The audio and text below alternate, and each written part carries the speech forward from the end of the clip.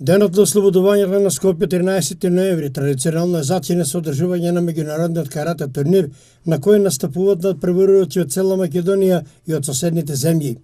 Годинава ги имаше преку 400 од 38 клубови, меѓу кои настапи и каратистите на штипските клубови Македонка и Астиво. Предводени од тренерите Сашко Патрклиев и Никола Рилак, младите каратисти на Македонка освоија вкупно 10 медали, иако поголемиот број од нив има првичи борби. Прво место и златен медал освои Дамјан Шпритов, втори место и сребрени медали освоија Стефанија Анастасова, Мартин Тошев, Клаудио Јанковски и Александра Данева. Трети место и бронзени медали освоија Ален Канали, Стефан Спасов, Катерина Друтановска, Оливер Арсов и Патриција Јанковска. Настап на овој турнири добри борби има уште и Филип Николов, Бранислав Димовски, Јована Панева и Никола Страшовски. Одлични резултати постигни и каратистите на Стиво, предводени од тренерот Лазе Богатинов.